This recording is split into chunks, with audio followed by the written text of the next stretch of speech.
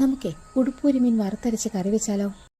ചട്ടി ചൂടായതിനു ശേഷം അതിലേക്ക് വെളിച്ചെണ്ണ ഒഴിച്ചു കൊടുക്കുക. ശേഷം കടുക്, ഉലുവ ചേർത്ത് കൊടുക്കുക. അത് പൊട്ടിയതിനു ശേഷം വറ്റൽമുളക്, കറിവേപ്പില ചേർത്ത് കൊടുക്കുക. ശേഷം ചെറിയുള്ളി, ഇഞ്ചി, വെളുത്തുള്ളി ചെറുതായിട്ട് അരിഞ്ഞത് ചേർത്ത് കൊടുത്ത് നന്നായിട്ട് വഴറ്റുക. അപ്പോൾ തേങ്ങ വറുക്കാൻ ആവശ്യമായ ചേരുവകൾ: തേങ്ങ, ചെറിയുള്ളി, കുരുമുളക്, കറിവേപ്പില. ചട്ടി ചൂടായതിനു ശേഷം വെളിച്ചെണ്ണ ഒഴിച്ചിട്ട് വേണം തേങ്ങ വറുക്കാൻ. തേങ്ങ ഒരു ബ്രൗൺ കളർ ആയതിനു ശേഷം അതിലേക്ക് മുളക് പൊടി, മല്ലിപ്പൊടി, മഞ്ഞൾപ്പൊടി ചേർത്ത് കരിയാതെ മൂപ്പിച്ച് അത് മിക്സിയിൽ വെള്ളം ചേർക്കാതെ നന്നായിട്ട് അരച്ചെടുക്കണം. വെള്ളം ചേർക്കരുത്. തക്കാളി ചേർത്ത് നന്നായിട്ട് വഴറ്റിയതിന് ശേഷം വേണം പൊടി ഐറ്റംസ് ചേർത്ത് കൊടുക്കാൻ. അതുപോലെ ഞാനിതിനകത്ത് വാളംപുളി കഴുകി തിളപ്പിച്ചെടുത്തതിന് ശേഷമാണ് ചേർക്കുന്നത്. മഞ്ഞൾപ്പൊടി, മുളക് പൊടി, മല്ലിപ്പൊടി ചേർത്തതിന് ശേഷം നന്നായിട്ട് പച്ചമണം മാറുന്നിടം വരെ മൂപ്പിക്കണം. അതിന് ശേഷം വേണം പച്ചമുളകും വാളംപുളി തിളപ്പിച്ച വെള്ളവും ഒഴിച്ചു കൊടുക്കുക.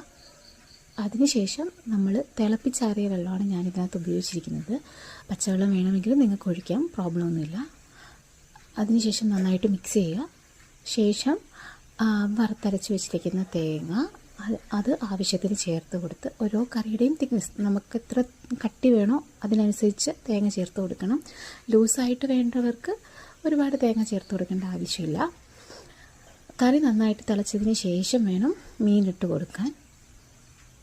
കാരണം ഈ മീൻ ഒരുപാട് വേവില്ല. അപ്പോൾ കറി നന്നായിട്ട് തിളച്ചതിന് ശേഷം മീൻ ചേർത്ത് കൊടുക്കുക. അടച്ചു വെച്ച് വേവിക്കുക. കറിയുടെ മുകളിലായിട്ട് എണ്ണ തെളിഞ്ഞ് വരുമ്പോൾ വേണം സ്റ്റൗ ഓഫ് ചെയ്യാൻ. ഉപ്പും എരിവും പുളിയും അത് നിങ്ങളുടെ ആവശ്യത്തിന് നോക്കി ചേർക്കുക. എനിക്ക് ഈ പറയുന്ന എരിവും പുളിയും ഒക്കെ കുറവാണ്. കാര്യം കുഞ്ഞിന് കൊടുക്കുന്നത് കൊണ്ട് എല്ലാം വളരെ കുറവായിട്ടാണ് ചേർക്കാറ്. പിന്നെ നിങ്ങൾക്ക് എന്തെങ്കിലും അഭിപ്രായങ്ങളുണ്ടെങ്കിൽ കമൻറ്റ് ചെയ്യണം. എൻ്റെ വീഡിയോ ഇഷ്ടപ്പെട്ടാൽ ചാനൽ സബ്സ്ക്രൈബ് ചെയ്യണം, ബെൽ ഐക്കൺ ക്ലിക്ക് ചെയ്യണം. എന്നാൽ മാത്രമേ നിങ്ങൾക്ക് പുതിയ വീഡിയോസ് അപ്ലോഡ് ചെയ്യുമ്പോൾ നോട്ടിഫിക്കേഷൻ വരികയുള്ളൂ. അപ്പോൾ ഈ കറി എല്ലാവരും ട്രൈ ചെയ്ത് നോക്കണം. അതിനുശേഷം അഭിപ്രായം കമൻറ്റ് ബോക്സിൽ കമൻറ്റ് ചെയ്യാൻ മറക്കരുത്. താങ്ക്